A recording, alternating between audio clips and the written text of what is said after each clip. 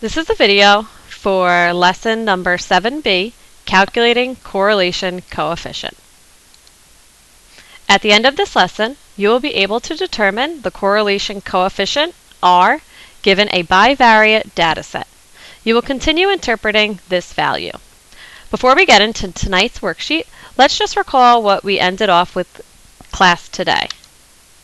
So remember that correlation coefficient measures the strength of a linear relationship R. So we saw these data sets, these scatter plots here, and let's remember that when the points form a perfect line, and in this case the points are heading up from left to right, this is a perfect relationship. The correlation coefficient would be equal to 1. In the next one to the right, these points, if we were to draw the line of best fit, aren't exactly on the line.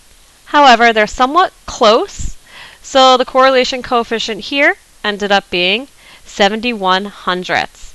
We would consider this a somewhat strong relationship since it is fairly close to 1. It's also positive because it's going up from left to right. The next one has a correlation coefficient of 0.32. If we were to draw a line of best fit, it may look something like this. Notice that the points tend to be further away from the line of best fit. We would consider this a weak relationship because this R value, the correlation coefficient, is much closer to 0 than it is to positive 1. We also have negative correlation. So in this one, negative 10 hundredths. That is very close to 0. So if we drew our line of best fit, you can tell that the points don't really show too much of a pattern. They're very scattered away from the line. So our correlation coefficient is close to 0. It's negative because from left to right, the line is going down. Negative 32 hundredths for the next one. The line of best fit might look something like this. So the points look somewhat a little bit closer to the line than it did before. However, we would still consider this a weak relationship since it's much closer to 0 than it is to negative 1. The last one, however, remember that these points all form a perfect line. So we would consider this a perfect relationship where the correlation coefficient would be negative 1. So what we're going to do in tonight's lesson is see how we calculate the correlation coefficient using our calculator. So before we get to the top of your worksheet, we also saw this on today's worksheet in class. We're going to continue using the terms perfect, if all of the points fall in a straight line. We will continue using the word strong, moderate, weak, and we will do the same when we have negative linear relationships. And very rarely will we ever have no relationship. Okay? That would be a correlation coefficient of 0. So, on your worksheet today, we're going to continue finding the correlation coefficient using your calculator. So, if you take a look at that pink worksheet that you were given and turn on your calculator, I'm going to show you how to find this R value. The first thing you need to do is turn on the Diagnostics. This is something you will never have to do again unless you reset your calculator. So we're going to follow the steps here. We're going to press the second button and then 0 to open the catalog. So go ahead. Then you can scroll all the way down until you get to Diagnostics on, or you could take this shortcut here. So to skip to the letter D section, you could press this button right here and scroll down, okay, because that had the little green D above it. Scroll down to Diagnostic on, press Enter, and you're going to have to press Enter again until it says Done. Okay, so at this point, that means when we are ready to find the correlation coefficient, it will pop up on the screen, that lowercase r. You'll never have to do this again unless you reset your calculator. So at this time, you can hit clear. Let's take a look at our data set on our worksheet. Find the correlation coefficient using your calculator for the following data set. We can see here that in this example, we are taking a look at the number of hours that students studied and their Regents score. I'd like you to go ahead and try and draw a line of best fit going through these points. Notice that the trend seems to be going up from left to right, so the line of best fit may look something like this. Okay? Do your best to draw the line somewhere where it seems to capture most of the dots, and it should go relatively through the middle of them. The points are pretty close to this line here, so we're going to assume that we will get a strong correlation coefficient value, which means it should be somewhat close to the number 1. Here's our actual data set, our study hours, and our Regents score. So now it's time to enter our data into our calculator. If you follow the steps from your pink worksheet, we need to enter the data into L1 and L2. So remember, we go to Stat, Edit, please hit Enter. And if you have any values here in any of your lists, please clear the list at this time. Go up to the list, hit Clear, and hit Down, and you should be all set.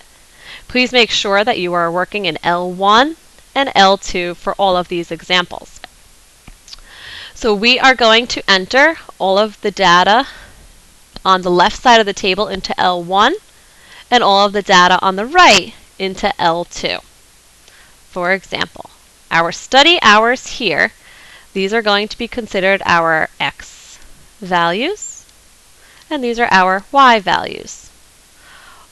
Or consider this L1, list 1, and this as L2. Now it's very important that when you enter your data values, you keep the numbers lined up with who they're paired up with. For example, 3 must get paired up with 80 in L2. Or the number 1 down here must be paired up with the number 40 in L2. Please make sure you enter your values very carefully. Go ahead.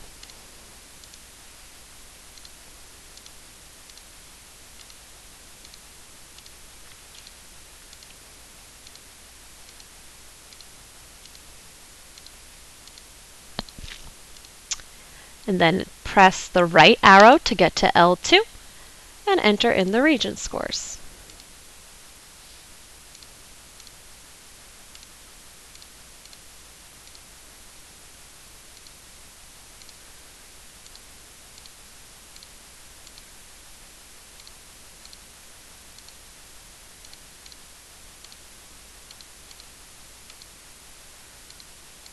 Okay, everyone is paired up with who they belong with. Notice when I enter my last value, there's no one down here that isn't matched up with someone.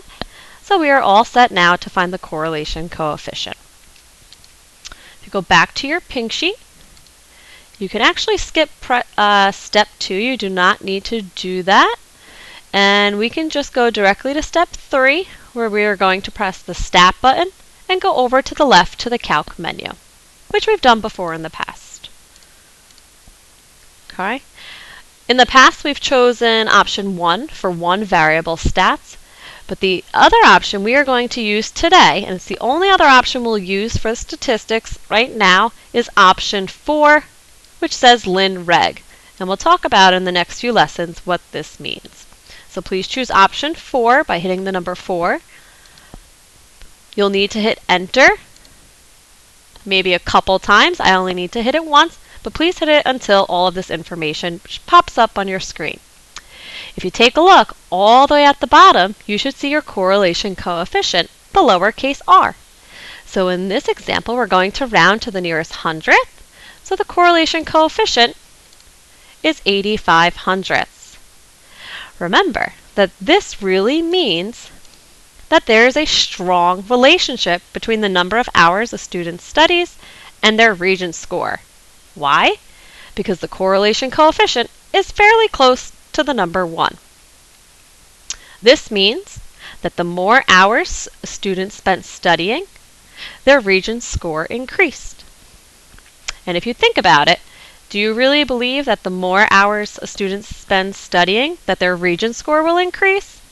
Most likely, so we can say that there is causation. Please copy all of this information down onto your worksheet.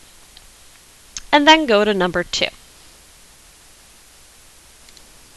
Okay, so we're going to do the same thing here. Notice our data collected represents the jars of strawberry jam sold in New York and the number of CDs sold in Florida. Hopefully you're already thinking about this data set and what this information might be telling us, since it seems like strawberry jam sold in New York shouldn't really have anything to do with CDs sold in Florida. However, if you take a look at the scatter plot, it seems to be that there's some sort of trend. Notice the dots in our scatter plot are showing us that as the number of jars of jam increases, so does the number of CDs that are sold. So let's find the correlation coefficient and see what this tells us. We're going to go back to our calculators, hit the Stat button. We want to edit our list now to enter in the new data. Now we have 2 lists to clear, so we're going to go up, hit Clear, go back down, and do the same thing for L1.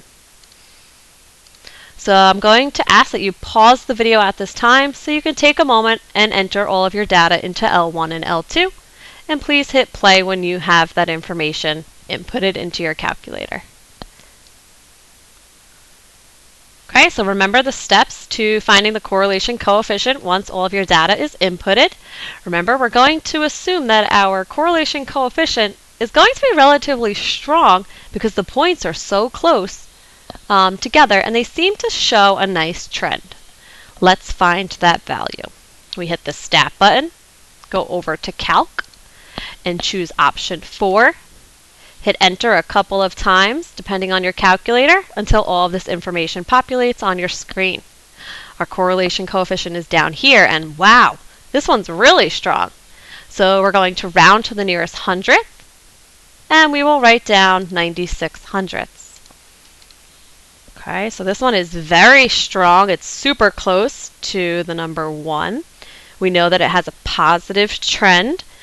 So this information is telling us that as more jam is sold, so are more CDs sold in Florida.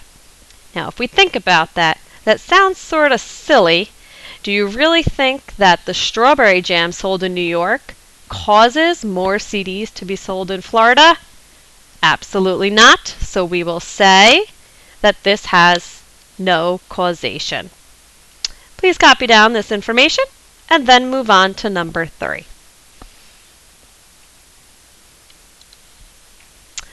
All right, it's time for you to try these ones on your own. You're going to do the same thing you did for number 1 and number 2. Please find the correlation coefficient. Make sure you look at what the data is telling you first and determine after that if there's a weak relationship or a strong or moderate, and if there is causation or no causation. Please pause the video at this time and go ahead.